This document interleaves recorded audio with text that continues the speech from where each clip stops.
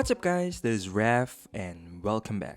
So for years, if you wanted a MacBook, you had to spend at least 60,000 pesos or more or around 1,000 US dollars. That meant a lot of students, first-time buyers, and casual users were looking at Windows laptops instead. But Apple has finally changed that. Meet the MacBook Neo.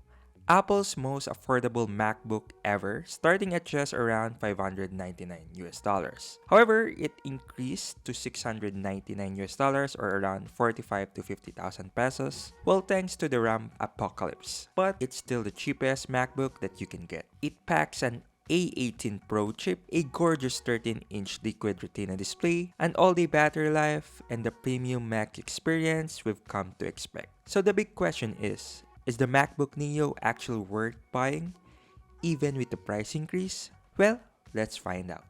The first thing that impressed me is that Apple didn't make this feel like a cheap laptop. The MacBook Neo still features a recycled aluminum unibody construction, making it feel every bit as premium as the MacBook Air. And at just over a kilogram, it's incredibly portable and easy to carry around all day. Apple also introduced 4 fresh colors like the silver, blush, citrus, and indigo. And the one that we got is the silver color. They're vibrant without looking flashy and they give Neo its own identity, instead of simply being a budget MacBook Air. On the left side located most of its port, which is only 2 USB Type-C ports and a headphone jack, and also the speaker. On the right side only contains the other speaker. And there's no MagSafe charging, no HDMI, no SD card slot as expected. And if you regularly connect multiple accessories, you'll almost certainly need a USB-C hub. Apple also removed a few premium features. The base model doesn't include the Touch ID for quick login, and the trackpad is a little bit downgraded from the previous MacBooks. It lacks the premium haptic and pressure-sensitive features, and it feels hollow inside comparing to the other MacBooks like the Air and the Pro, though it is still better than most of the budget Windows competitors.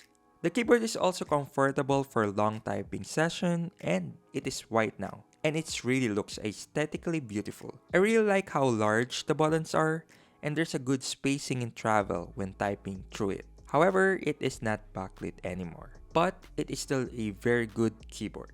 The MacBook Neo features a 13-inch liquid retina display with 500 nits of brightness and support for 1 billion colors.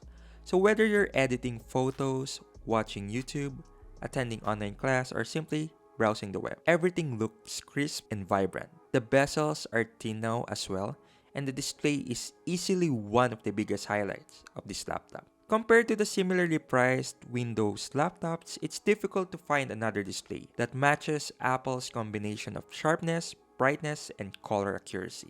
While it doesn't have the higher refresh rate found in the premium Macs, most users won't notice the difference during everyday use.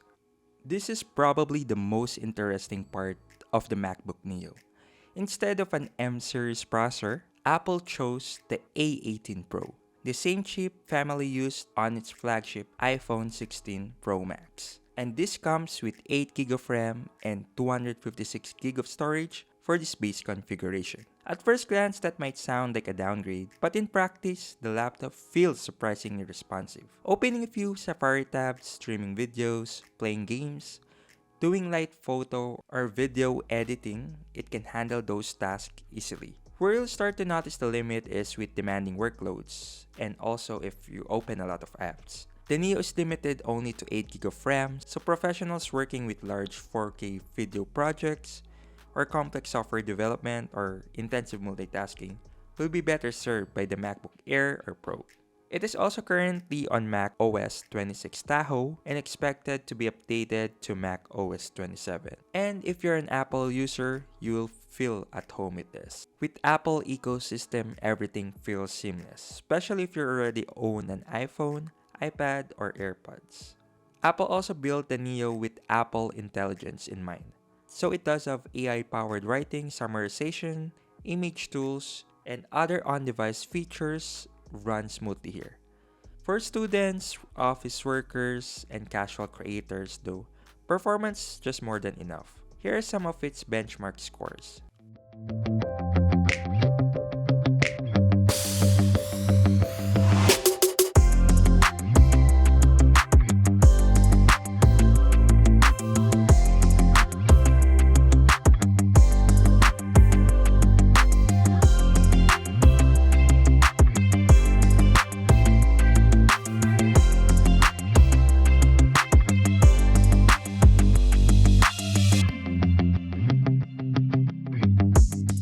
For its camera, it is just fine.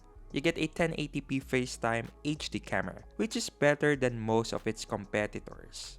Speakers is also surprisingly good for its budget category. It offers clean vocals, impressive loudness, and spacious presentation that makes movies and everyday media enjoyable. Here are some sample of it.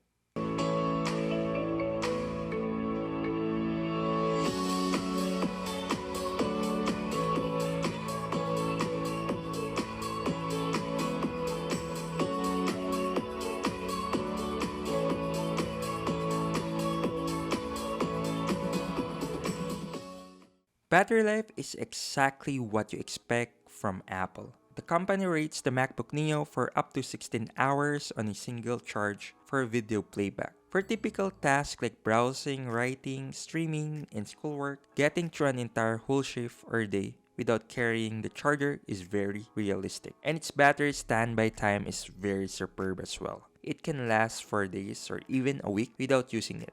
And when you open it, it will still turn on and still have battery left. For its charging, there's no MagSafe unfortunately, and the power brick that included is only a 20 watts power adapter, which is the same charger with the iPads. It is smaller than the usual MacBook power brick, though you can still buy those fast charging bricks from MacBook Airs or Pros, and it will still work on the MacBook Neo. The MacBook Neo isn't trying to replace the MacBook Air. Instead, it's trying to bring more people into the Mac ecosystem, and it succeeds remarkably well. Apple made smart compromises instead of cutting the features that matter most. You still get a premium aluminum build, an excellent display, a long battery life, and surprisingly capable processor for everyday computing. The missing extras like MagSafe, backlit keyboard, and more ports are noticeable but understandable at this price. So it starts at around $699 due to price increase, or around 45,000 pesos here in the Philippines for the 256 gig model. It also have a 512 gig model that adds Touch ID with a higher price. So if you're a student or a professional with light productivity needs, or someone buying their very first Mac, the MacBook Neo is one of the easiest laptops to recommend. It delivers the core Mac experience at a price that finally feels accessible. So that is my review of the MacBook Neo. So what do you think of this MacBook Neo, even with the price increase? Would you still buy it? Comment down below. Thank you for watching my video. Please like, share, and subscribe, and see you soon. Peace out.